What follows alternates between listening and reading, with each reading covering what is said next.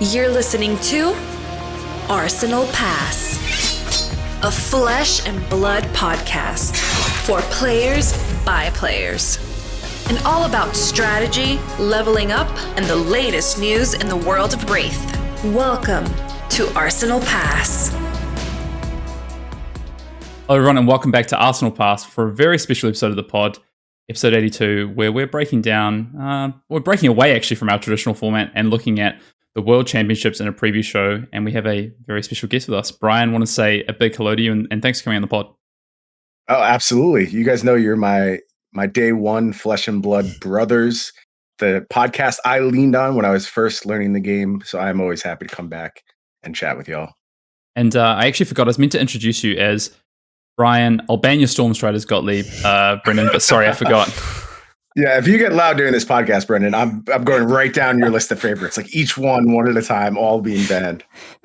You can't get any worse. You already hit my baby boy Stormstriders.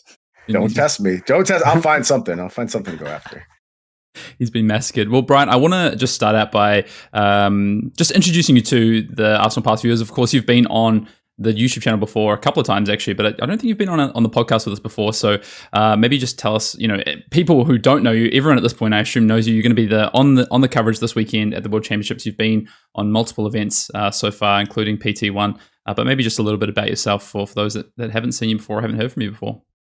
Yeah, I do a lot of work on Flesh and Blood now. It has become a huge part of my life. And not only do I do broadcasting, but I also work on the design side of Flesh and Blood, helping you get all those shiny new cards into your hands. And you're just seeing kind of the first of my work with the release of Dynasty. That was the first set I was ever a part of. I wasn't there from like the very beginning of the development of the set, but was certainly around till the end. And there's a lot of things that I have a very big place in my heart for. I feel very, very attached to.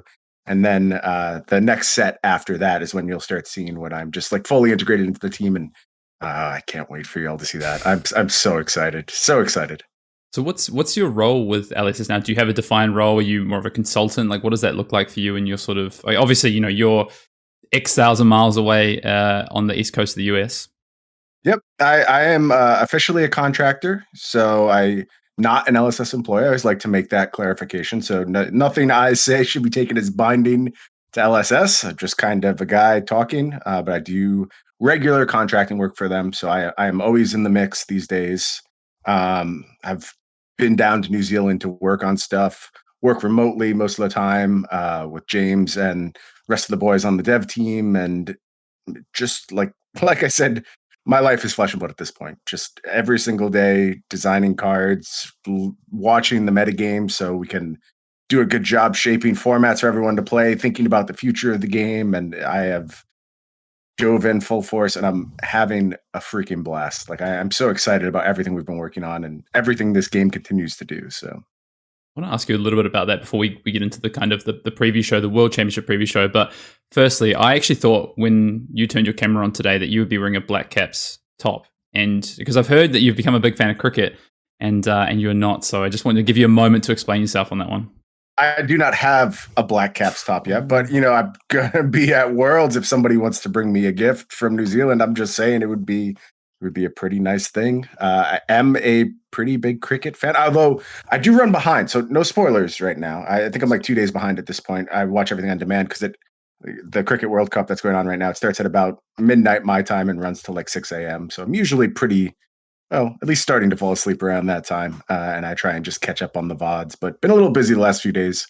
So I'm lagging a bit, but I do know the Black Caps have started very, very well. So that did pretty well. Yeah. For those who are maybe in North America and aren't familiar with cricket, it's like baseball, but you turn the bat that way.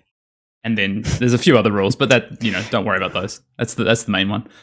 Such a fascinating game. It's so different than baseball. Yes. And like when you're learning it just seems stupid. I'm like, this game is stupid. What are they doing here? And then you get in tune with the nuances of it. And I'm like, wait, this game rules. Like, I wish I grew up playing cricket. I wish I could find a place to play cricket right now. So it's quite strategic. Have you got to the point where you know the fielding rules? How many fielders you can have outside the circle and on side of the power play? Sure. There we go. Absolutely. Already across it all. Bryan, I want to ask you talked a little bit about Dynasty, and we're starting to see previews flood and preview season. By the time this pod drops, preview season we're in full swing. World Championship is about to kick off. So cards we've seen so far, we've just at this point in real life, we've just seen the Assassin specialization card revealed. Is that something that you personally had a hand in? Yes. I will talk more specifically about what I did, but I will say that the Assassin class has a huge place in my heart. It is one of the very first things I worked on walking through the door at LSS, and especially like you've only seen one card from the Assassin thus far as we're recording. Even that card has a huge place in my heart. I had a hand in shaping that, and like it's weird. No card should ever be claimed by anyone as like their creation because we have such a collaborative process and like ideas get bounced all along. But there are like pieces of cards that I for whatever reason I signed like, oh, I remember when I came up with that idea.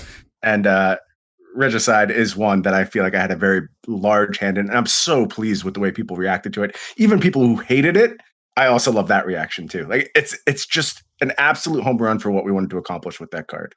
Yeah. Does anybody want to raise their hand and take the credit for Starvo? I'd like to know who that was. That's before my time. I can't even make a guess there. Brendan, what's your thoughts on Regicide? Obviously, you've seen the card. We have Assassin now. Any kind of first thoughts? I don't think you and I haven't talked about it. Yeah, so my main questions really are like, is it an adult hero or is it a young hero? I do think that this will be an adult hero. I think it's interesting for the context of like the design of the set being a supplementary set. If it's an adult hero, that's a lot of support that goes into that set, which could be really cool, right? I wonder when it comes to Assassin, if Assassin will have the ability to sort of manipulate its opponent's graveyard and banish cards out of its opponent's graveyard in order to turn on sort of that third clause.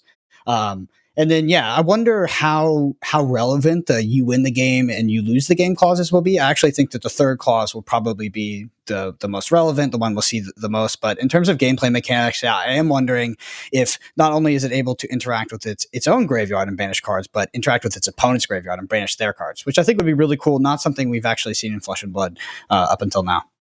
Yeah, I know Bryan obviously can't say much at this point, but we'll be seeing the next few days. I think the cool one to me is like me and Brendan, we did a bit of a Patreon pod the other day or last week at this point, talking about our thoughts on Dynasty so far and what we're excited about, what we wanted to see come across from Crucible and Everfest in this supplemental format.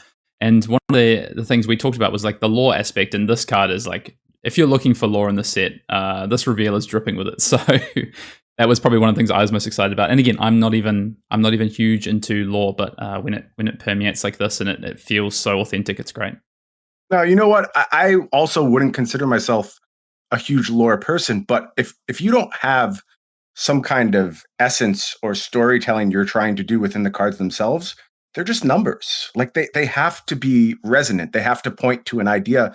Otherwise, they're never, ever going to be exciting, even for people who are not lore people. And I think we're one of the best things about being part of working on this set and future sets is that it just feels like we learn so much about how to make Flesh and Blood literally every day. Like James and I will message each other almost on a daily basis being like, I had this breakthrough today, or I was sleeping and I dreamed about this thing, and just a way to do something new, something special, something exciting. And it just feels like every single day we learn more and more about how to make this game awesome. And I think Regicide points at that. I think it's a really cool example of card-based storytelling. And I think people are going to be so pleased to see how that is becoming more and more a focus of what we're doing. Not that it wasn't before, but it's so important to making the game feel authentic and feel like the battle that it is supposed to portray. So I really hope people enjoy that aspect of this set.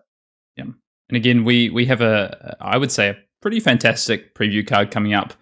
Actually, by the time this pod drops, you've already seen it, so I don't even need to plug it anymore. But Brendan, I know you had fun recording that video. And but you can talk about the card now, I guess, because everyone's seen it at this point. But a very, very powerful card I think we're going to see as a staple in Mechanologist. Yeah, if we can talk about it, then yeah, Pulse Wave Harpoon I think is going to be a staple in Mechanologist.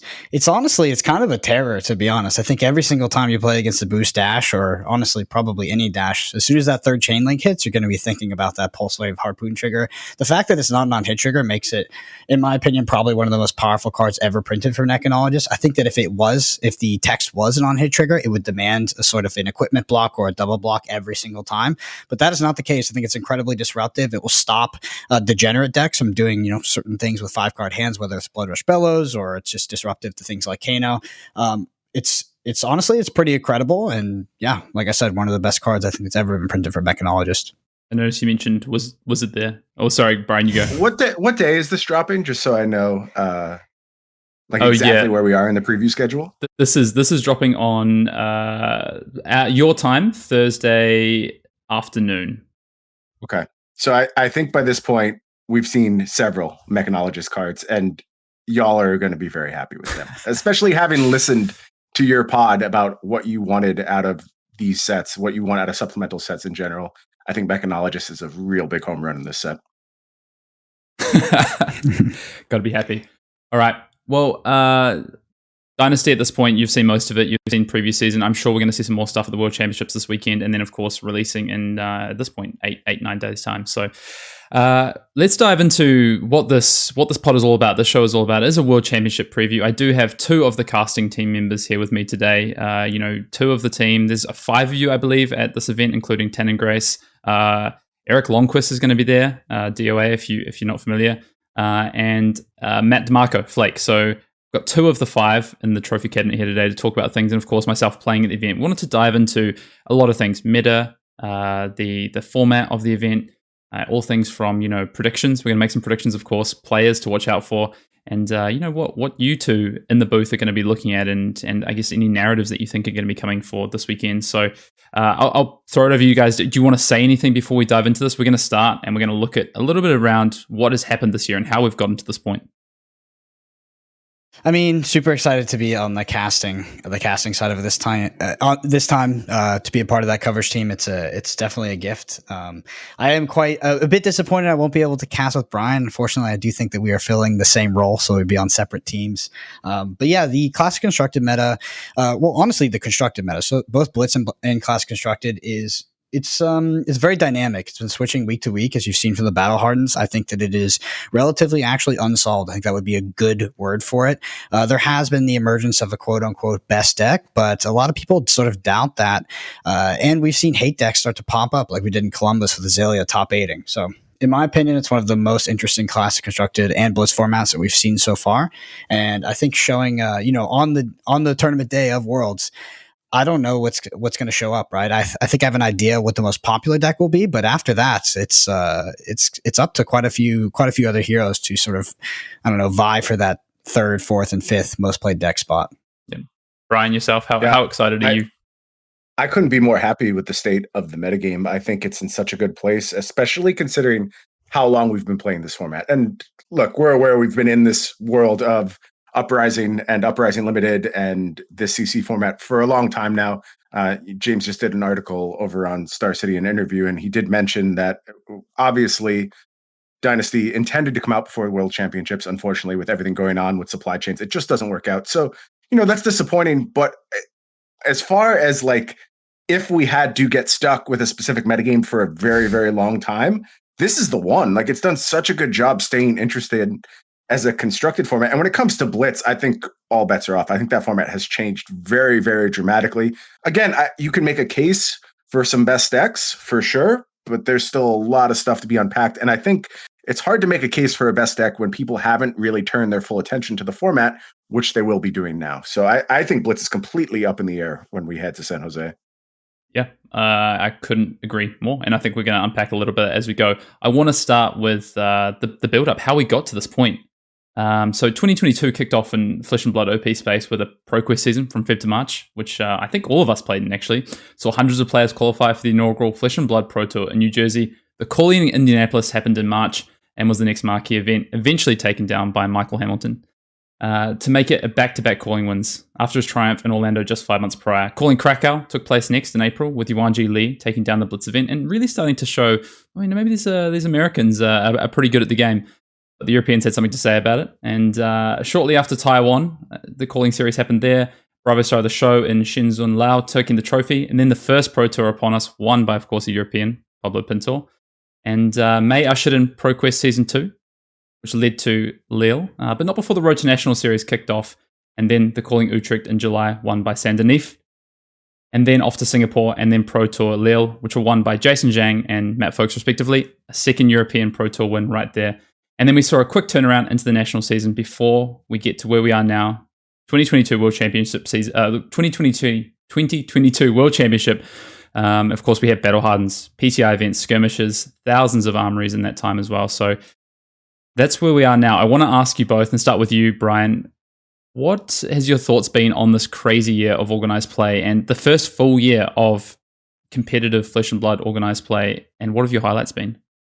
The first thing that stood out to me when you mentioned, Michael Hamilton's win at Calling Indianapolis, that was the first event I covered. To hear it was only 7 months ago. Like, it feels like I've been doing this for years now.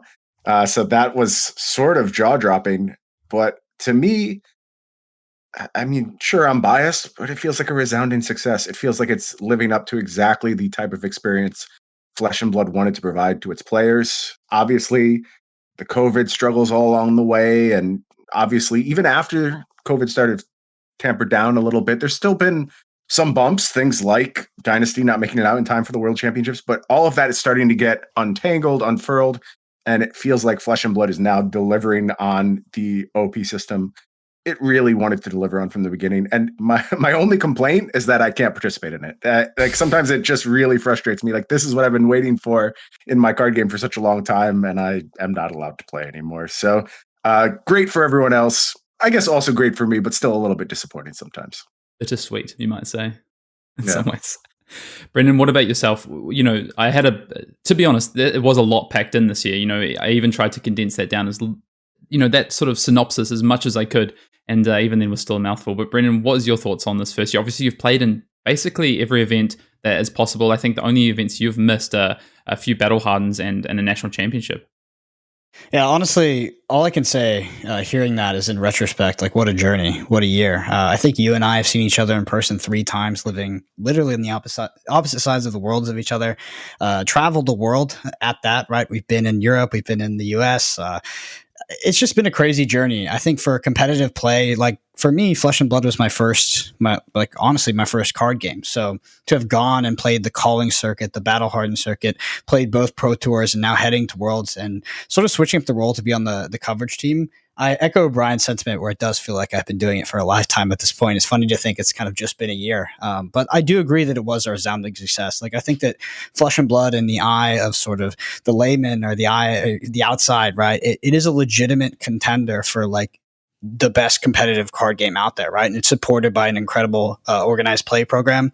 And I think that some of the idyllic statements of Magic the Gathering from back in the day, such as play Magic, see the world, or whatever it was, like, that's coming true in Flesh and Blood. That's a real thing you can do. And we see players doing that. I've done it, and I think that this is sort of the beginning of just an incredible journey. And I'm very grateful to have been a part of it. And Arsenal Pass also kind of, came out of its infancy in that time as well. Arsenal Pass was very young in 2021, and sort of we came into our own in 2022. So what a ride. Yeah, I was going to ask you both, has it lived up to the billing? But obviously you both think it has, and I completely agree. I think it's crazy. You said 7 months ago was Indianapolis, 10 months since the start of the year, and 12 months ago we were still, there were nationals being played, and Orlando hadn't happened yet, the US Nationals. A year ago we didn't have a US national champion yet, and now we've had 2. And it's been a crazy ride, I think. What does the World Championship, as this culmination of this first year of full organized play, mean to each of you? Bryan, I know you've played in Pro Tours and other games before. I think you've played in this level of event before. What does it mean to you, and then what does it mean to you now being on the other side of it? Yeah, I think there is something that you just can't replace when it comes to things like national championships and world championships, and that is the way they reach into spaces outside of your game. Like, you can tell someone you're a Pro Tour champion, and it sounds impressive, and you can give a little bit of the backstory and, like, really make it sound like a big deal, which it is 100%. But you don't have to do that when you say you're the world champion of something. You're just like, I am the world champion of Flesh and Blood. That resonates. Well, how many people play Flesh and Blood? And then you list up however many thousands of people we have playing. And I think we're going to have 30 some countries represented at Worlds. It's just this huge global game, and you are the world freaking champion. There's no disputing that. And I think those are the events that always stood out to me. And, you know, you mentioned like living up to some of the ideas of like the original Magic Pro Tour. And I think that's so fundamental to the DNA of Flesh and Blood, because almost everyone who is involved in making the game and organizing these events has some tie to that way of life. Like we all did it, and we all know what a special experience it was. And, you know, things like you two coming together, that can't happen in the absence of games like this. You're just too geographically separated. There's nothing that would have put you on each other's path. But now you have this friendship, this business you run together, and it's kind of a really awesome, beautiful thing. And it's just so key to Flesh and Blood. And the World Championships is an awesome celebration of that, because we do have these people from all over the world coming in, representing their country. There's some of that, you know, national pride on the line, which in small doses I find to be a very, very compelling thing. And in large doses, it can get problematic. But certainly for an event like the Flesh and Blood World Championships, I think it's on display in its best fashion. And it just makes the event feel so special. What about from your side, Brendan? Obviously, you know, you've chosen not to play in this event, even though you would have qualified. Instead, going to the casting side. Maybe you can talk about a little bit. I don't think we've ever asked you kind of that decision of wanting to do that, other than, you know, we know that you want to move to the coverage side of things. But what does the World Championship at the end of this full year of a, you know, crazy OP calendar mean to you? Yeah, so I guess I'll quickly touch on the coverage thing, because I do get asked it a lot in person, actually. So for me, what I truly love about Flesh and Blood is the experience, and is the community, is the people, and I think that the opportunity to sort of be on the coverage team is more conducive to like a long-term relationship with the game, and being able to do that potentially for the rest of my life. Not because you can't play Flesh and Blood competitively and maybe tone back the hours a bit and have a reasonable schedule, which I don't have right now, but because just the way I choose to invest my time or invest my interest in things, I'm just very much all or nothing, right? I'm trying to be the best, I'm trying to be the world champion, or I'm kind of more casual, right? Or I'm fulfilling a different role, which is what I'm transferring into now.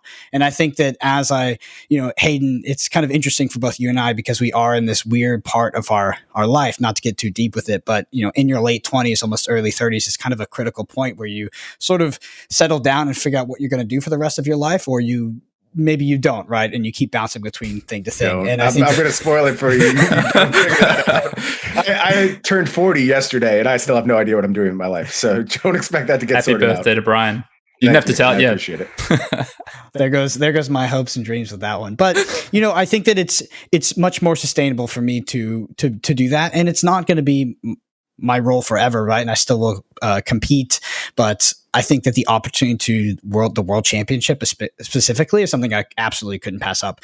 You know, when I played the calling in 2019 in Austin, I met both James and Sasha Markovic there, and what I told them is that my goal in this game was actually to do coverage, was to do casting. I was invited to do that in Vegas at the first calling, and I did turn it down because I don't know, I had a bit of an ego. I was running a lot of road to nationals. I was like, I'm gonna win this calling. So circling back to sort of what was my original goal in this game, and it feels really good. I'm gonna take a different angle when talking about the World Championship, because I do echo everything Bryan said, but I want to say that the World Championships for me, and why I think it's so interesting right now, is I think it's the answer. We've had the narratives and the players that are going to play this tournament. They're incredible, right? We have Tarek Patel, double national champion, Michael Hamilton, PTI'd every single event he's ever played, also started in Tales of Aria, and just incredible player. Pablo Pintor wins the first Pro Tour, top 8's the next one. Matthew Fox, Matt Rogers, like all of these players, all of these questions. And I think that the World Championship is the perfect stage to sort of answer it for once and for all. Is like, who is the best player in Flesh and Blood? currently. Yeah. I mean, I'll speak quickly from like a player's side of things. Obviously, being the one of us, the three that is going to be playing the event. It's having played the first two Pro Tours, this one feels like you head into the World Championships, and it is. You talked about national pride, Bryan, a little bit, and there is a little bit of that of like, you know, you're even if it's not country based, it's like region based. It's like, you know, I'm here for my region, and I want to show that, you know, I can compete against the best. I remember seeing faces at PT1, faces at PT2. A lot of the same faces, but also a lot of different faces. And I think we come to World Championships, we're going to see faces we didn't see at PT2 that we saw at PT1 and vice versa. And I just know that the World Championships, I'm going to be playing against the best of the best. You know, this event was harder to qualify. It requires PTI. You can't get qualified for this through a ProQuest season like you could for PT1 and PT2. Not to say that's ever easy. That's difficult in of itself. But you just know that that's like PT1, PT2. That was a step up, and this feels like an even bigger step up in terms of what we're going to see competition-wise, and the preparation and effort that people have put into this with three events, which are three formats, which we will talk about. Why don't we talk about formats and kind of what we're heading into with this event? I want to give a bit of preamble to what World Championships is, in case you don't know what this is going to look like and you are tuning into the pod. So this is a 16-round event. It's over 3 days. The first day is a draft of Uprising. Then we're going to play 3 rounds of Uprising draft, and then we're going into 5 rounds of Class Constructed. At the end of day 1, that's 8 rounds, there will be no cut to day 2. Everyone can play in day 2 if they like. There's going to be another draft in the morning, 3 more rounds of Uprising draft, and then 5 rounds of Blitz Constructed. At the end of day 2, there will be a cut. So at the end of the 16 rounds, there will be a cut to the top 8, which we played out on Sunday, and they'll be fighting it out for that $100,000 first prize, plus everything else that's in there. A big prize pool for this World Championship event. Firstly, I want to ask you both on the coverage team. I know if you want to see this, you can tune into, I believe it's going to be Channel Fireball on Twitch is going to be doing the coverage. You're both going to be there. What can we expect from the coverage heading into this World Championship weekend? Take this as broadly or as specifically as you want to. Like, what can we expect from the 3 days of coverage? Yeah, I think you're looking at now not only people, but organizations who have a lot of experience putting on these events. We've done this a few times now. Sort of some of the things we had to iron out, the things we had to understand, the things that come along with covering any new game. I think we're really drilling down on them. And I think we're getting good at presenting a really, really compelling broadcast, not only in terms of just like the quality of play, but the pace of the broadcast where there's just always flesh and blood action going. We understand the formats really well. We know how to present things. Like I will not front for 1 second. When I stepped in to the booth in Indianapolis, there were heroes that could have shown up that would have just buried me. I would have had no chance of covering them successfully. 2 months into the game, basically at that point, not really knowing how every single hero worked. So if like a Levi was in the booth, I was in trouble. That was not going to work for me. And now all of us are so experienced. We're so ingrained in this game, have such a huge affection for it and a huge amount of knowledge for it. I just think the coverage has really leveled up in a very special way. And not only is the presentation of it, just like the players have done such a good job embracing it, like small things, like understanding how we do things in the feature match area and representing your attack sizing really well and always keeping track of your resources. All those things have become part of the DNA of Flesh and Blood. And it's just making a really compelling broadcast product, which is tough with TCGs. It's been tough with every TCG ever. It's hard to make a compelling thing out of this very finicky, like large knowledge requirement game that you really have to be ingrained in to love, but we're getting good at it. And I just really hope we put on a broadcast that is exciting, not only for people who have this fondness and this deep connection to Flesh and Blood, but people who are just starting to find that fondness too. Because I think we have a lot of those people, and they're kind of like in this holding trough right now where they're like poking their heads over and they're seeing what's going on with Flesh and Blood. And now they're starting to file in, and I want them to just bust down the floodgates, come watch World Championships and have a great time. That's what the coverage has an opportunity to do this time, I think, is to, like you say, really capture an even wider audience. And it's interesting. You talked about kind of how hard it is to make a production that is, gets across the game. And I think the format, the layout that's been tweaked and tuned over the events has done that in a really great way, because at the end of the day, like, it is a pretty personal thing, a game between two players. So to look in on that and be able to broadcast that and make that into production is obviously not easy. Is there any things, Bryan, that viewers can expect to see that maybe they didn't see at PT1, PT2, or at some of the callings that, is going to be at the World Championships in terms of coverage? I mean, certainly the triple format thing is a huge wrench to throw in this manner. Like, we usually just go very tunneled into a specific mode of play. You say, there may be draft, but ultimately the story of like US Nationals was one of Classic Constructed. I don't think any one format actually defines the narrative of this tournament. I think it really is just about being great at every form of Flesh and Blood, about figuring out this new Blitz format, about having shown mastery of Uprising Draft, a format which has been drafted so much at this point. People have such deep knowledge where it's almost like, I don't know. Sometimes when I'm drafting Uprising, I just feel like I know what's coming in the next pack. Like I know exactly what's going to be there. I know exactly how this draft is going to play out. Not only for me, but like several seats over. So when there's 8 people who understand the draft format to that level, things can get really crazy. And I think even Uprising, having been drafted as much as it has, continues to evolve, continues to impress.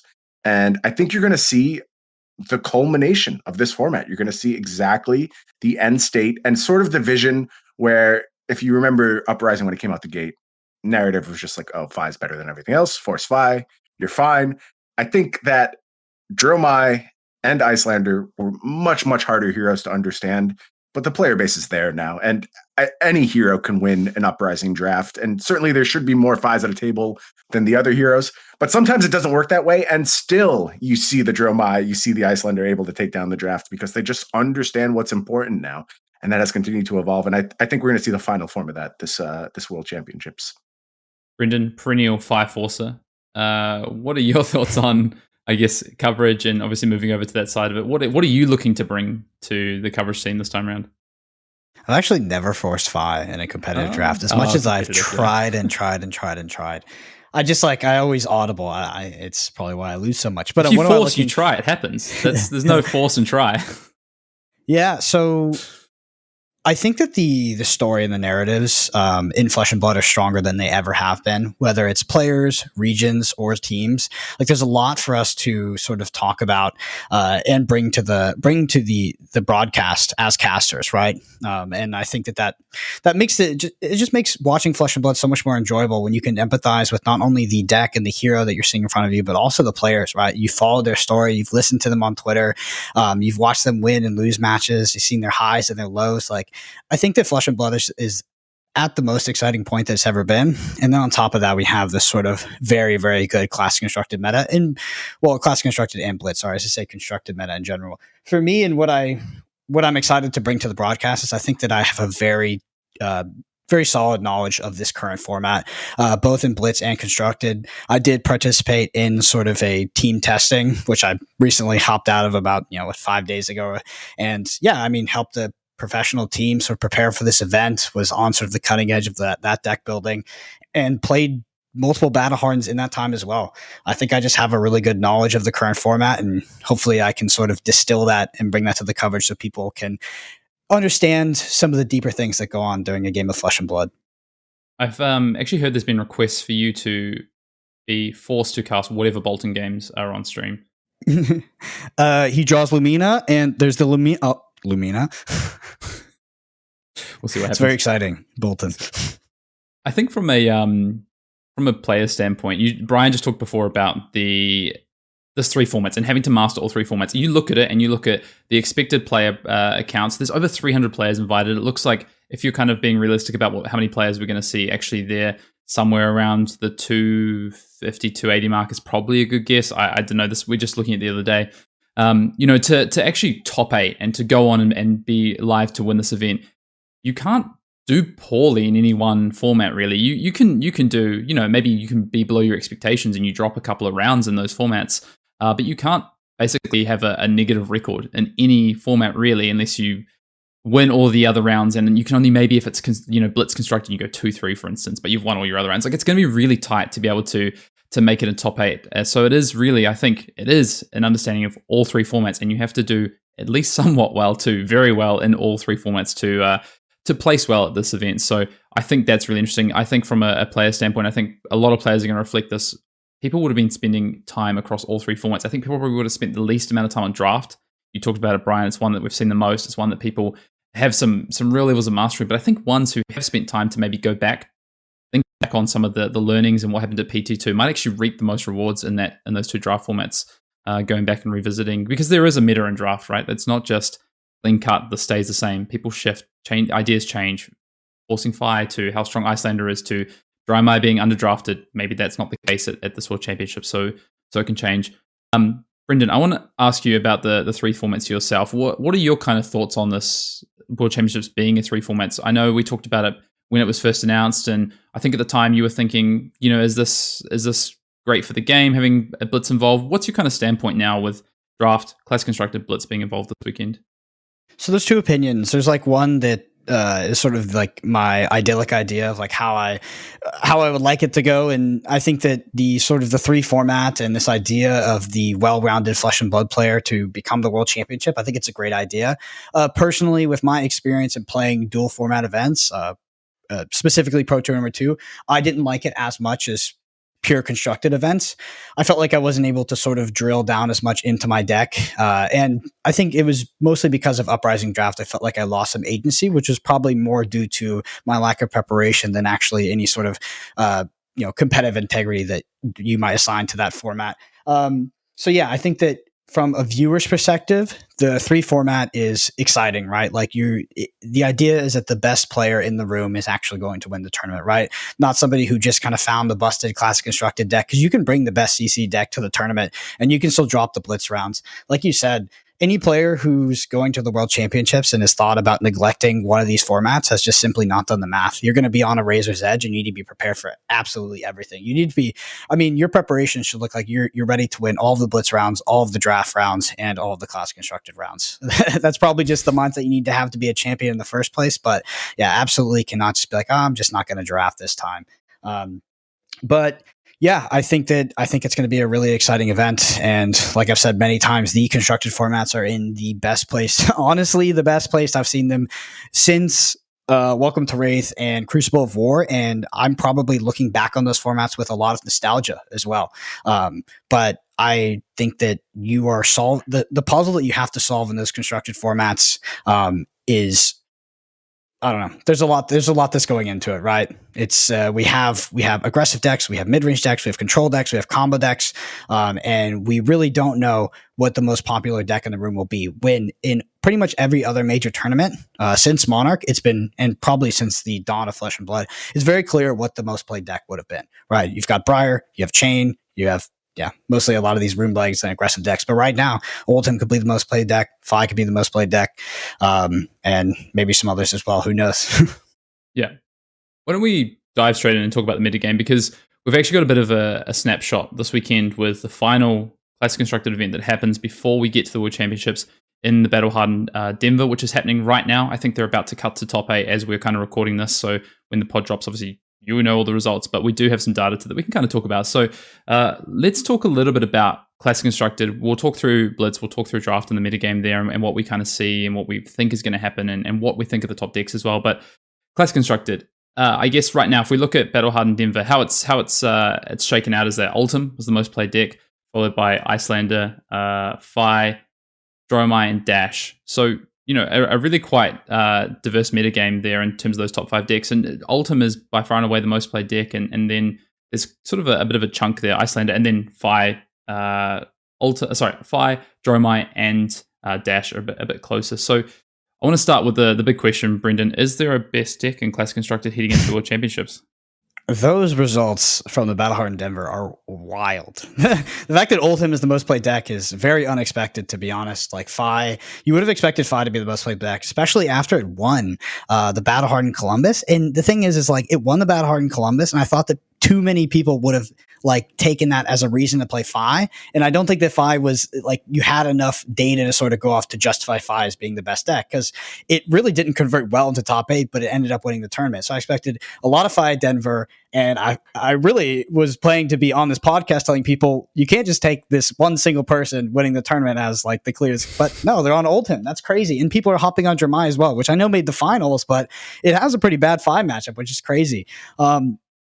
Yeah, I mean, hearing that from you, I have no idea what to expect in at San Jose anymore, because I think that there is a clear best deck, to be honest, and I think it's Fi, right? Because Fi has a good Oldhim matchup, a good Icelander matchup, and a good matchup against pretty much everything because it's a linear aggressive deck. It has bad matchups into like Azalea, which is a real thing to have a conversation about, by the way, now, Dorinthia, and then probably some other sort of niche decks, like maybe like some Bravos, but that's really debatable. I think that like Fi just has really solid matchups into pretty much everything. It executes his game plan almost every single time. And yeah, I mean, Oldhim has a pretty bad Icelander matchup. It's a tight matchup into Fi. It's pretty rough into Dromai. So like, it's crazy. I have no idea what's going to show up on the day in San Jose and be the most played class constructed deck. Yeah, I think people are starting to adapt Basically, the format to me feels like it's so close. There's so many edges to be gained with different card choices, with different plans and how you want to play. And people are learning to play into different matchups in different ways. Their testing groups are playing different matchups into each other in different ways. And then when you come to the event, something like a Battle Hardened, and all of a sudden the data doesn't match what you see or what you're finding, right? I think a lot of teams are going to find that, whether that's just the most played decks in general. Like you say, I would have thought probably this weekend 5 would have been just the most played deck, followed by Icelander and Ultim. It's actually flipped the other way. It's Ultim, Icelander, then Fi. So that's really interesting to me. But I think that is a big part of it, is that people come up with, this is plan X into the matchup, and then all of a sudden someone goes, well, actually, I think this plan's better. They test it, they find a different result, and then they go to an event, and that's what happens. Bryan, I want to ask you, what are your thoughts on like the meta we're seeing right now, and what do you think is going to be? I mean, do you think there's the best deck in the format? I do think there's the best deck in the format, but there's a problem with that statement, is that I think even if that is true, there are so many ways to adapt for what that best deck is, and there's this whole tier of heroes right now, which has, I want to call them like the speculative heroes, where there's always talk like, oh, if this hero does this, it could be really meaningful. But the thing is, right now, the players have gotten so much better. The number of reps that are being put into Flesh and Blood at this point is just astronomical compared to where it was even a few months ago. And with that comes game planning. And Flesh and Blood is a game about game planning. It really, and I've railed against this for a long time. Like things like saying, oh, well, dash into Azalea is 70% favored for dash. What does that mean? That doesn't mean anything to me. Like, if you want to tell me this specific dash deck into this specific Azalea deck is 70%, okay, maybe I'll start listening to you then. But even then, I guarantee you don't have the sample size to make that kind of statement authoritatively. And the problem is, what dash are you talking about? Are you talking about Jacob Baugh's control dash that aims to just grind opponents into dust? Are you talking about boost dash? Are you talking about Azalea that's built around red in the ledger? Is it a different type of Azalea, like a redliner Azalea? There's so many questions and variables, and they matter so much. Little things in Flesh and Blood matter so much because you see so much of your deck and you can shape your game plan towards a specific thing. Even Brennan, you mentioning Dromai being really poor into Fi. I agree with you ostensibly, but Hayden, I know you just cast a match with one of the best players in the world against my good buddy DM Armada, who was playing Dromai, taking on Tariq Patel playing Fi. DM Armada won that match and did so in a very, very thoughtful, compelling way. And when I talk about these speculative heroes like Dromai stand out to me. I don't think anyone knows what the best Dromai deck looks like. And there's 2 more heroes that I'm just like, they're speculative for sure, but there's something going on. The first one is Dorinthia. And I know that's a wild statement to make, but that fridge going into Fi, the fact that Fi is so incentivized not to block, I think Dorinthia is actually really good. I know players who feel like they have their Olden match figured out. So if that's what you're doing, you're in a really, really strong spot as Dorinthia, and Dorinthia into Dromai. Again, it all depends on construction, but I have played the Dromai side of that, and it was one of the most just complete beatings I've ever gotten on the Dromai side. You can win, but you have to be very aggressive, snowball things very early, never let the Dorinthia play get started. So that's a really nice set of matchups. And then, man, I even think heroes like Levia are actually completely viable right now. That is a very real hero that does some things that no other heroes in Flesh and Blood can do. If you listen to Ethan Van Sant talk about his Levia plans, they're real. They're thought out. He knows how to beat certain matchups that maybe nobody else in the world knows how to beat. But if you put in that time, you could figure it out too. So even if I feel there is a deck that is just and it's a small edge, a small tiny edge above the field, I don't think it matters at all. I think it's completely up to what players bring to this event, and the entire metagame could be turned on its ear right out the gate. I love you talking about game planning, because it's something that me and Brennan, I think we talk about quite a bit as well. And the importance is growing and growing. Prism, I think actually what has accelerated this is Prism hitting Living Legend has forced people to look at their game plans and look at a more diverse meta and understand it isn't just, a linear plan all the time. Yes, you might have a linear plan, you may be a linear deck, but you have to have plans to play into your mirror match. You have to have plans to play into matches that are also going to present a linear plan at you. And I think that is something we're going to see this coming weekend, not actually just in Classic Constructed, but also probably in Blitz. I want to talk about, you just talked about two decks there that are kind of speculative, you call them. Any breakout or fringe decks? Brendan, you want to have a little talk about Azalea? Do you think we're going to see some Azalea this weekend? Is it a meta pick that is viable? Yeah, it's a meta pick, definitely, right? It doesn't have a peachy Oldhim matchup, to say the least, but, I mean, it is very good against Fi and Briar. Because the thing is there's a small aspect. A lot of players overplay this idea that people don't know how to play against it, and you're going to surprise them. Yeah, maybe, right? But in the World Championships, less so. Nevertheless, like, Red Ledger is a serious card that absolutely turns off Briar turns and Fi turns, and it's devastating. They have Remorseless as well, which is irrelevant on hit trigger. Like, this deck, like, the player that top aided in Columbus was dumpstering world-class players on aggro decks. And by the way, beat Michael Fang on Oldhim. The Oldhim that player lost to had 5 extra Earth cards that the other Oldhim players weren't playing, because most Oldhim lists now are slightly more aggressive, and they play pretty much all ice cards. Like, this Azalea deck was very legitimate, well thought out, and the player had clear game plans on how to win those matchups. I think it's if you expected Fi to be dramatically the most played deck, I think it'd be a great pick, to be honest. But I do have to talk about Dorinthia as well, because Brian's right. These Dorinthia players have a game plan into Oldhim. I'm talking about Michael Fang's going to hate me. I'm going to be talking about all his losses, but I watched him lose to a Dorinthia in top 8 in Dallas. And I was like, what the heck? How did you possibly lose that, right? He's got staunch responses in his deck. Like, he's good for this. Maybe has less Earth cards than he should, but it's because his Dorinthia has run like 9 shunts, and apparently like that lets him outvalue this sort of Oldhim deck over the long game. I think that if Dorinthia even has like a chance against Oldhim, it's a great pick. It's very good into Dramai. It's pretty good into these aggro decks. Like, it might struggle a bit into Briar if Briar high rolls, but everybody struggles into Briar if Briar high rolls. The Fi decks get wrecked by it. Like, the Fi decks really can't block well against Dorinthia, so they have to get extremely lucky, I think. And yeah, I think that Dorinthia is a very good deck to potentially bring. It would be quite, you would surprise a lot of your opponents, because Dorinthia punishes players who don't have, it's not that the players don't know what you're trying to do. They just don't have a million reps into you. Like, if you don't know exactly how Dorinthia punishes you at every point in the game, you're going to get blown out eventually, and the game ends after that, because it snowballs with these counters on Dawnblade. So I'm looking at Dorinthia. I'm looking at Azalea. I also have to mention, I think that Briar is criminally underrated. Criminally. It doesn't make any sense, right? The Briar from PT2 still exists. It's still there. The only thing that happened is Oldhim lost Pulse. It's good for you. Everybody was like, oh, people don't play Briar because Oldhim plays Hypothermia. Go look at the Oldhim list. There's no Hypothermias in there, right? That Briar list is the same Briar that won PT number 2, if not more powerful, because the deck has been more refined. And if you don't believe me on that, look at Brody Spurlock, has been just dominating Battle Hardens one after another playing this deck. It's real, and people, for some reason, decide to play Fi or play Iceland or play Oldhim over it. I would not be surprised to see more Briar at World Championships, because I think that, real, like, professional groups of players and testing teams, whatever you want to call them, I think that they aren't sort of ignorant of that fact, right? They understand that deck still exists. They remember PT number 2. They were there, which was just like a Briar winter.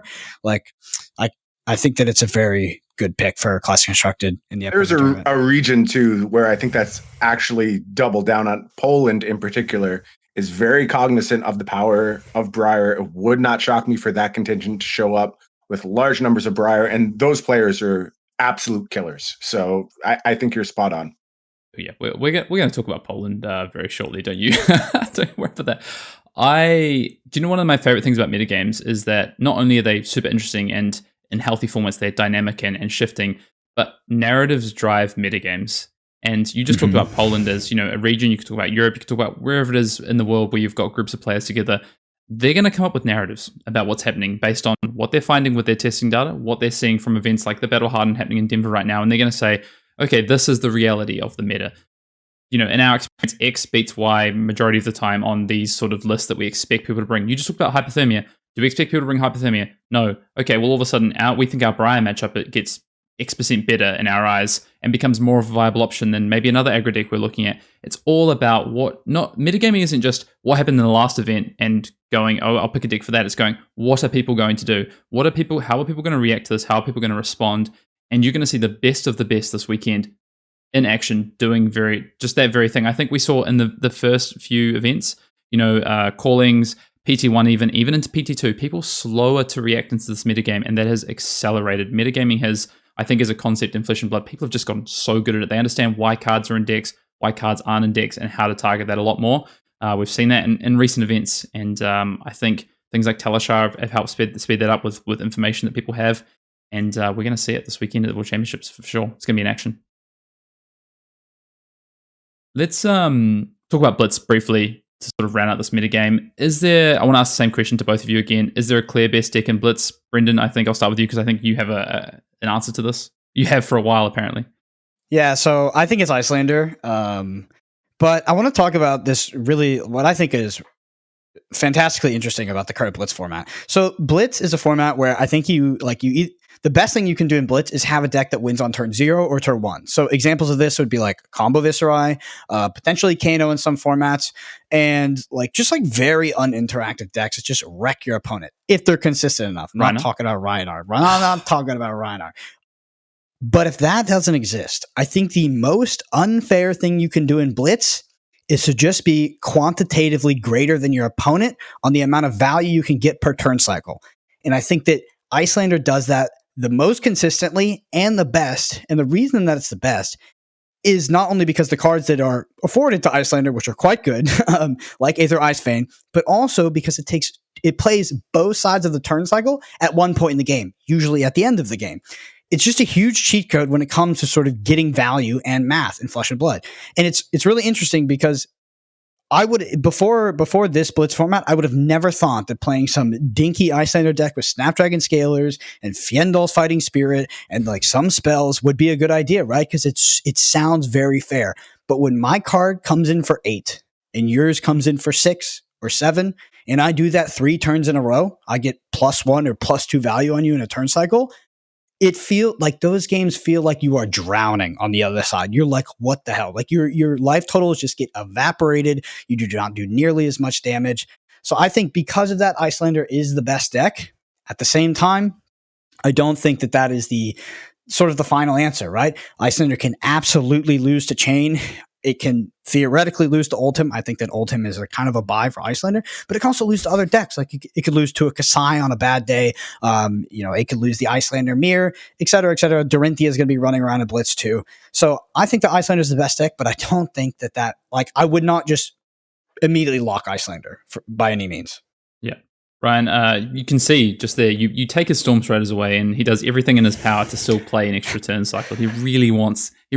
Brendan really wants the final word, so on a turn cycle. Can you imagine if that deck had Storm Striders? It would be Viscerai combo. Yes, 100%. And look, we may as well talk a little Storm Striders while I'm here. We can chat about it. Certainly, Icelander having Storm Striders was problematic. There's no card you could take away from Icelander short of Storm Striders to have as large of an impact as Storm Striders. It's just not possible. And does Kano bear the brunt of that sort of to an unfair extent? Maybe, but Kano was also a very, very good deck. Very, very good deck. And now I think Kano is a meh deck. It's okay to be a meh deck in Blitz. Kano will have his time again. There'll be other things that happen. Kano will come to the forefront. And certainly Kano has already had his time in Blitz, being one of the best decks. And I think just given the state of Icelander, Storm Striders 100% had to go from the format. And I think when we knew that Blitz was going to be a World Championship format, we sort of made a promise. It was an implied promise, basically, in one of our banned and suspended announcements where we were saying, look, we want to shake things up in this format. We are working towards a format that is not this explosive, that allows you some time to actually play expressive games of Flesh and Blood, to do things like get value over multiple turns, which I think is one of the funnest ways to play Flesh and Blood. And I think there was no way Storm Striders could exist in this world and that be the primary goal. And I think the format is just so much better for it, so much more compelling. And I agree with your assessment to some extent, Brendan, that Icelander is the best deck. Here's the thing, though. The principles you're talking about are only being applied to Icelander for the most part at this point. So what happens when other decks take this lens and they start thinking about, well, how do I break this paradigm? How do I get ahead on curve? Because you couldn't do that for the longest time. The only thing every other deck could do was kill you on turn 0. Otherwise, you were just done for. There, you weren't playing a game of flesh and blood. But when things slow down a little bit, things get opened up, you have to go back to the drawing board and think, how is this value present in my archetype? And look at the cards you're naming, like things like Wounded Bull and Faendal's Fighting Spirit. Those are generics. Anyone can play those cards. It's just like, how do you get that little bit of extra value? Icelander does it by cheating on the turn cycles. I think some other heroes can find ways to get that little bit of extra value as well. I got one for you. I'll tell you that I'll just quickly say that the test, once this idea, like this sort of theory of blitz, it's like you just want to be quantitatively over the opponent over 3 to 4 turn cycles. We got some freaking brews floating around. Like, it got bad. Like, there were some heroes that I hesitate to even say their name because they're so they're so unplayable, or they've seen so little play. And this, there was so many bad decks getting thrown around that testing group that were just like, okay, numbers, right? How do we cheat action points? How do we do this? How do we do that? It's just like, okay, we just throw in the sink belows, we throw in the fate for scenes, and we throw in these 3 for 8s and all this stuff. Like, it gets wild. Like, it's crazy because I think that value in Flesh and Blood has always been, the math matrix of Flesh and Blood has been at the core the whole time, right? The players that succeeded in the early days, like Hayden will talk about this as well, because you want to calling with it. They looked at cards and evaluated them based on their numbers, right? And as Flesh and Blood sort of progressed through time, people got away from that until Michael Hamilton yanked everyone back and started winning callings back to back. And it's like, it's not the end all be all, right? You can't just look at the numbers. There are synergistic decks, there are combo decks, and there are decks that you can't just throw a bunch of generics in. But it is a very core concept of Flesh and Blood, and it's very powerful. And if you utilize it correctly, you will just dominate people who are not looking at the game this way. I was just going to point out Swing Big, to be honest. Just got 2 for 8. Don't worry about 3 for 8. You got 2 for 8. It's a big number. Big number. I wanted to mention Valda, 21 life. Let's go. That's a big number, right? I want 23 life. Give me 23 life. Okay. We can talk. Maybe. Let's we talked a little bit about draft already and kind of shifting of what players have learned, and Bryan, you really dived into that with the sort of refinement of what players have learned in the most drafted format we've probably seen in organized play for Flesh and Blood so far. So we'll kind of move past that. Last question for you, Bryan, on kind of, I guess, Blitz itself is, what other decks are you looking at? I know Brendan talked about Icelander, he talked about Dorinthia, some of these other chain. What decks are you looking at this weekend and expecting to see pop up? Dash. I think Dash is another deck that really breaks the paradigm. But what's sneaky about Dash is it does it in 2 ways. And we have seen this in other formats where you just play Control Dash. Look, you can port Control Dash over to Blitz as well. And there's something there that tells me that maybe this could work. I don't think people are set up for it. And I know your life total is so much lower, but deck size is lower and you can consistently find your pieces a little bit better. So I think there are multiple Dash builds you could use to really get an edge, but just like typical Pounder Dash, completely fine. And it does a very good job of breaking serve, putting up high numbers. Chain obviously needs to be respected. I think as long as that hero exists in any format, you just have to respect that raw output. Also, the mastery that players can have over that archetype, being able to play into multiple matchups. The better you know Chain, better off you are. And, practicing Chain at your local store versus practicing Chain against the best in the world, it's not the same thing. You're looking for a very different experience. So I honestly think the format is completely open. And if something just came out of complete left field and surprised me, I wouldn't be shocked. People are going to play Prism too.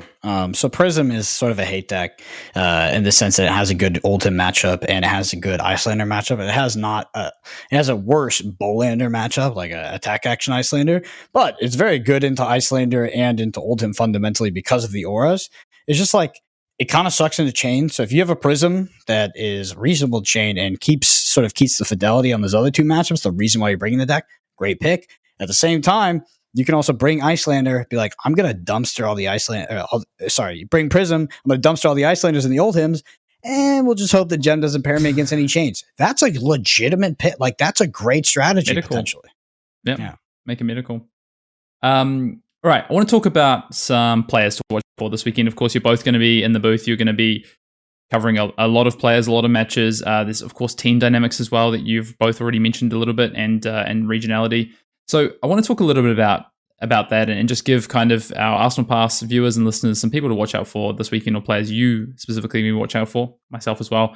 And we'll just kind of talk by region. We'll just kind of go through some names and keep it pretty top level. But Oceania and Asia, Brendan, any names that kind of sticking out to you for this weekend? Or, not that you're in that region, but it's just funny that I'm looking at these notes and I see you didn't put your own name on there. So I'll throw you a bone. I'll throw you a bone. Hayden Dale, national champion. Some people say he's a bit washed up, but he's pretty good. I think that Hayden has a very legitimate chance to win the entire tournament. I think he has the correct mental game. He's put in a lot of preparation, and probably has a good deck because he's working with the likes of Sasha Markovic, Dante Delfico, Mike, et cetera, that crew. On top of that, you can't not mention Matt Rogers. Matt Rogers, just an absolute terror in New Zealand, has been performing even consistently into these days. He had a very successful early career. I know he's very busy with the card grading company, which has been massively successful, by the way, but recently has put up a bunch of results. I think it's like a big name to look out for. Nick Butcher out of Australia. Your mate from, I don't know, I think he plays at your locals as well. So, and you talk him up. So I played Nick a couple times, like way back in the day, like way back in 2019. But I think you get to play against him quite often. You say he's one of the best players in the world. And if you say that, I will definitely take your word on that, because the only other time you said that to me was after you lost to Michael Hamilton, and I didn't believe you. And then the last one for me is, of course, Sasha Markovic. I'm a little bit of a Sasha Markovic fanboy, but he brings really cool decks. He's a fantastic player, and I don't know, he just understands the game at sort of a very quantitative level. He's similar to Michael Hamilton in the way he evaluates sort of the game turn by turn, is able to dynamically switch his macro game plans and just picks opponents apart. Mm-hmm. Bryan, any names on your mind that you're looking out for this weekend from down south? I will say I always feel somewhat bad for this region because the amount of talent that LSS has rated from this region is almost unfair. It's true. If you were to let loose some of these fine devs we have at LSS onto the field, I think they would put up very, very impressive performances. But as it stands, I actually think Matt Rogers is under-respected in the game, which is weird because he's sort of like one of the headline figures, and I would say like probably a member of that big three when you're talking like Pablo Pintora, Michael Hamilton, and then I think Matt Rogers is probably number 3 in a lot of people's lists, and he has just as much claim to number 1 as anyone else, even in like sort of the newer era. Granted, he made his big claim to fame during the earlier days of Flesh and Blood, but he has continued to perform throughout the game's history, and I think it would mean so much for him to win this big world championship and sort of, put the doubts to rest and reclaim that number 1 spot again. Mm-hmm. Yep. Brendan, I just want to say as well, that's probably before the nicest thing you've ever said to me, by the way. So thank you for that. Oh, that's definitely not true. I say nice things to you all the time. Like, I just swallow that little ego and I'm like, I appreciate you. All this BS so we can keep this podcast going. I do it for all the listeners. I kid. I want to add one more name to the list from this region that I live in, and that's someone that you might not have seen. I don't even know if they were featured in Lille, but that's Chu Hing Ing, who I believe top 16 lost their winning into top 8 in Pro Tour Lille. They were, I think, also lost their top 8 to Calling, top 8 in Singapore as well the weekend before. A phenomenal player. Actually, you spoke about Nick Butcher before. He pointed to him and said, "Watch this guy play." And I watched them play, and they are a phenomenal player. I think they played against Sasha in the Swiss rounds as well in Lille, playing Prism. Just a very master of Prism. So I'm interested to see what hero they bring this time around, obviously with Prism reaching Living Legend, but a player to watch out for. They've almost had their break, and one of the best I've probably seen from a distance play. Go to our North American friends, USA, Canada. Bryan, names on your mind to look out for this weekend? Yeah, the same names everyone else is watching out for. Tariq Patel, of course, now national champion of 2 different nations. You can't sleep on him for 1 second. Michael Hamilton, again, right in that discussion, best players in the world. I think that's who everyone's going to be watching. But I also think this region is continuing to accelerate how good it is. It's just caught up so quickly to the rest of the world. Game catching on a little bit later here. And I think as it spreads, as it catches on like wildfire, it wouldn't shock me to see completely new names start to claim their place in the Flesh and Blood pantheon. I also want to mention Cody Williams. I think Cody Williams is another person who gets slept on. Just incredibly consistent results, always in the mix, and just hasn't quite broken through. Usually, in my experience with card games, when someone's doing something like that, it's just a matter of time. And then the next year, they're being talked about as the best player in the world. So it could very well be Cody's moment at Worlds. Maybe he'll be our Seth Manfield. Could be.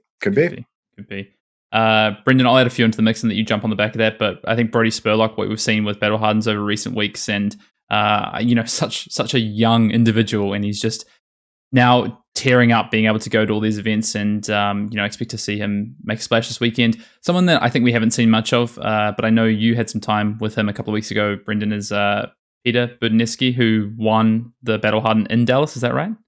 Mm-hmm. Yep, I think another name to watch out for. And I got absolutely massacred in the Goliath Gauntlet by this person, so I can't not shout out Isaac Crute because he is a bit of a machine, to be honest. And he just, again, one of those ones that's consistent, but just hasn't quite had the breakthrough. I think won every round of the calling except for the final at the US Nationals weekend, but is a name to watch out for. Yeah, definitely. So, I'll kind of echo you there and call out my Goliath Gauntlet opponent, which is Caleb, or better known as Majinbay. I think that if Caleb has time to practice, he's absolutely live to win the entire tournament. He's just a fantastic card game player. I think that he's put up some pretty incredible results, honestly, with playing the game very little. He is a full-time streamer of Legends of Runeterra, from what I understand. So I think as soon as he turns on like his attention to Flesh and Blood, like he's live to be winning like all of these major tournaments. He's a very, very good player. On top of that, in terms of Dallas, it's no secret that I think Michael Hamilton is the best player in the world, and I don't think it's particularly close. I think the only person that actually gets close is Pablo Pintor, who I'm sure we'll talk about when we head over to Europe. But Michael Hamilton is like, I just expect him to top 8. I just expect him to top 8. And if it top 8s, I really expect him to win. Because we've told the story many times when Hayden lost to Michael Hamilton in Orlando, but that is what it feels like. It feels like you're getting outplayed. He is so good at the game. I think people are getting closer. I think the skill gap is closing because of some of the resources that have cropped up, allowing players to get a lot of reps, and Michael actually giving out his knowledge, right? Talking about how he builds decks, how he looks at the game. That's honestly what re-sparked sort of the way I look at Flesh and Blood, and I've really drilled down to value, and I feel like I've become a much better player in the past few months because of it. Brody Spurlock is a local player to me. I do think he's fantastic. He's also playing Briar, right? He's playing that underappreciated deck. But I'm going to go ahead and call Michael Fang. He is testing with Michael Hamilton, which is kind of a ridiculous testing. That's dangerous. Yeah, that's dangerous. Yeah. So I think, honestly, like all the, like those New York, some of those guys in New York, I think Cody's up there. Or at least he's probably close, if that. Michael Fang and Yuanji. Like Yuanji won a calling. He's put up many results, and Michael Fang, obviously, his results sort of speak for themselves. I think that the players up there are extremely good, and if you put Michael Hamilton and Michael Fang in a room, I think one of them is live to definitely win the tournament. Yeah, either they're going to get so much done, or they're going to get stuck on the value of a card for about 2 days, and they might not. I don't know. I'd be a fly on the wall, right?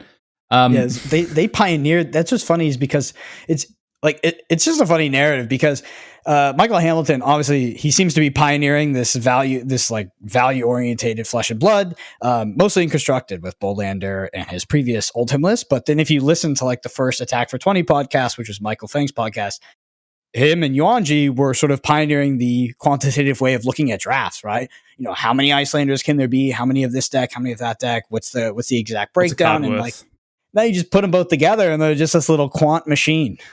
Yeah, we'll see what comes out of it. Why don't we go to Europe? And I'll start at the top of the list with just all of Poland, I think. Just watch out for just the whole country, to be honest.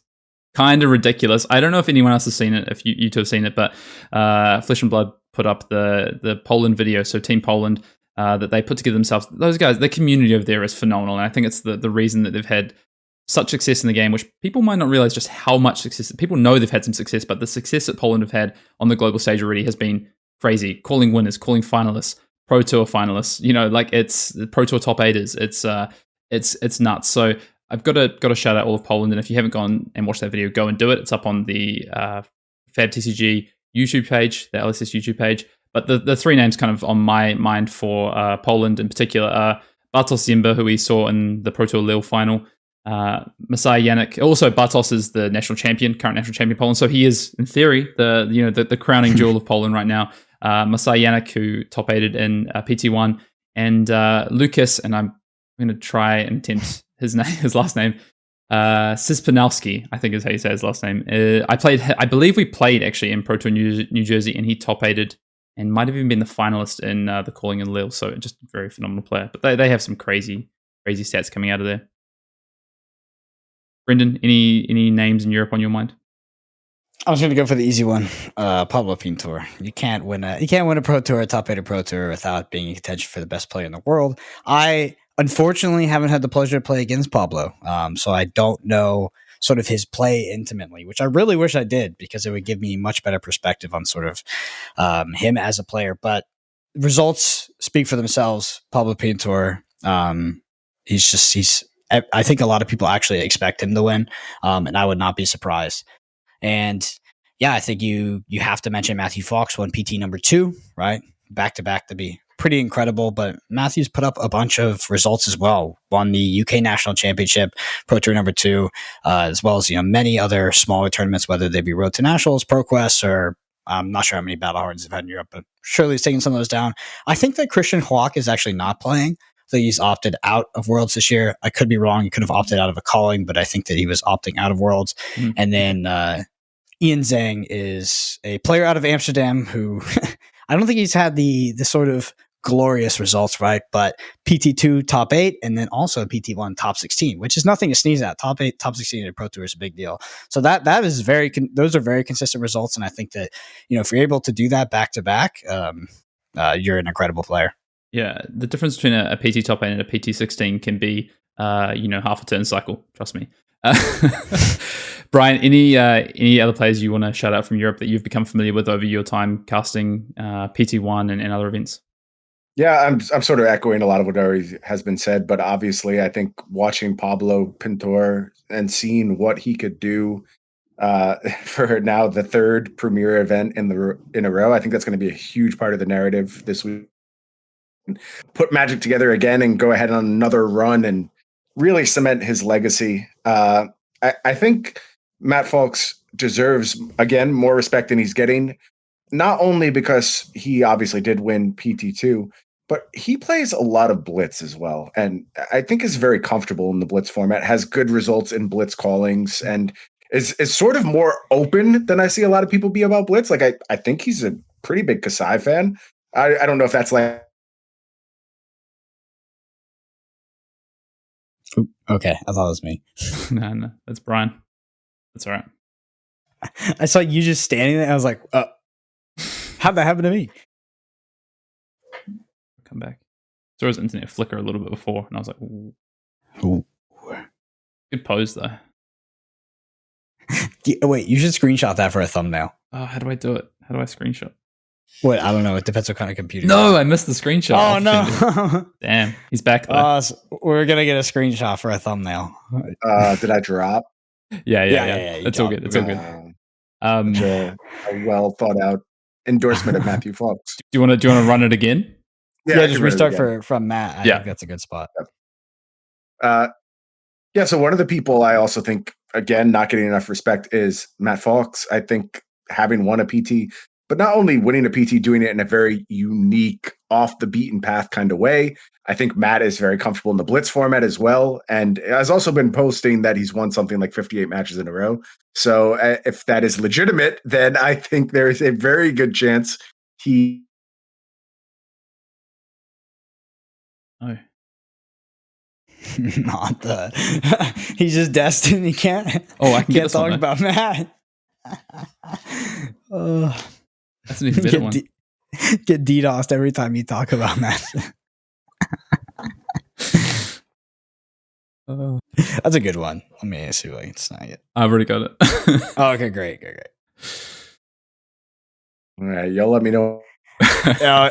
You're maybe. Yeah. You're back. Okay, you're back. Yeah. Every time you say Matt's name, you get DDoS. Huh? All right, maybe I'm just not going to talk about him. Maybe that's the safest play here. That's right. What the hell's going on? We can.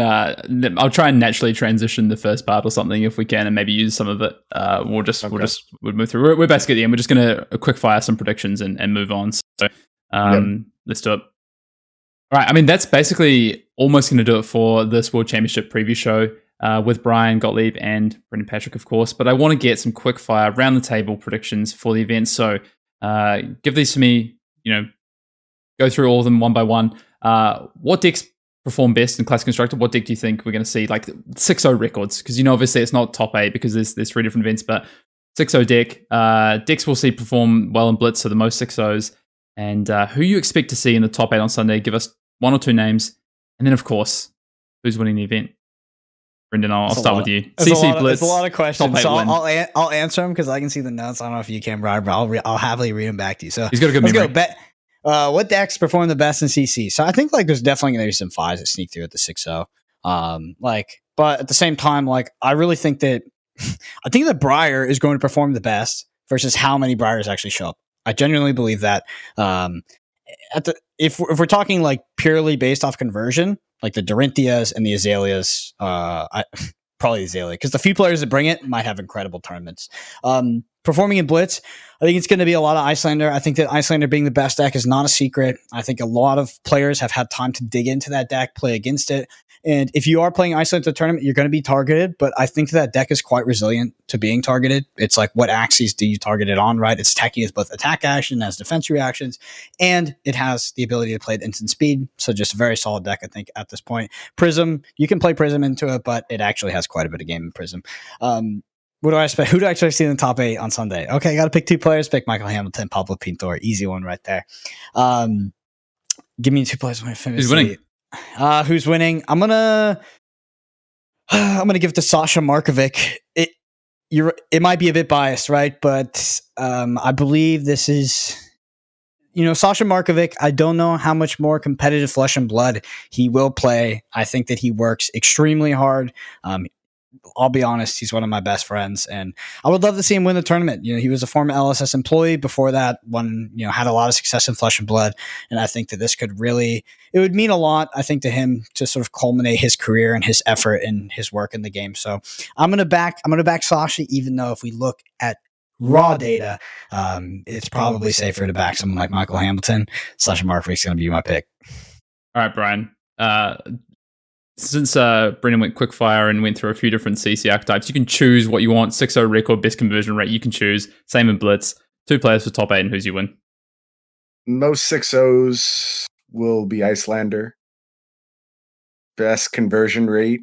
I like Jeremiah's chances. I think Jeremiah is uniquely positioned. I think the people who choose to bring that deck will know it very, very well.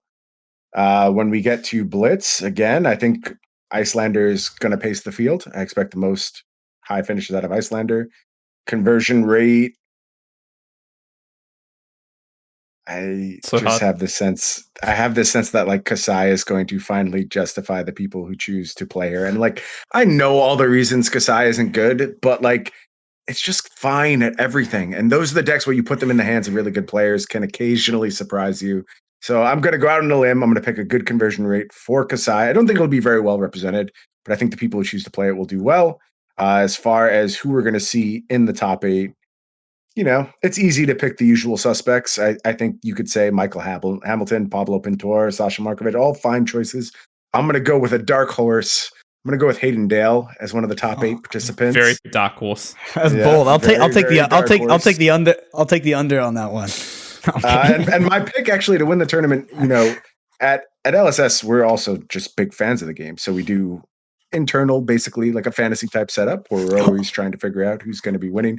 And my pick in that pool was Masai Yannick. So I'm going to stick with that. And that is my player to watch. And, like you mentioned, Masai coming out of that really tough Polish region, great performances in Polish nationals, PT1, really strong finish. And I know he's got a huge affinity for Briar, and I could see him having put in the reps and people not respecting that deck enough for Masai to go ahead and win the top 8. Yep. I mean, if I run down mine, I think that's great. Great call, by the way. Both of them, of course. I think CC. I think we're going to see Oldham have the most 6-0s. I think Briar's going to have the best conversion. I kind of agree with you, Brendan. I think Chain's going to have the best conversion in Blitz, and I think we're going to probably see the most 6-0s out of Icelander. I think that's probably the safest bet, and I'll take the safe bet on this one. But players, you stole mine. I had Messiah on there as well, so I'm gonna go with Bartos. I think we're gonna see 2 Polish players in there in that top 8, and to win, I'm gonna go with Isaac Kroot. I think Isaac Kroot's gonna finally make his breakthrough. That's a good one. That's a good one. Yeah, that guy. He's the Where's Waldo of top 8 pictures. I swear to God. I think that to anybody listening to this podcast right now and just have the answer to those questions, that should make you excited, because I disagree with both Hayden and Bryan on Classic Constructed and Blitz. I actually think that Oldhim is the worst deck to bring right now.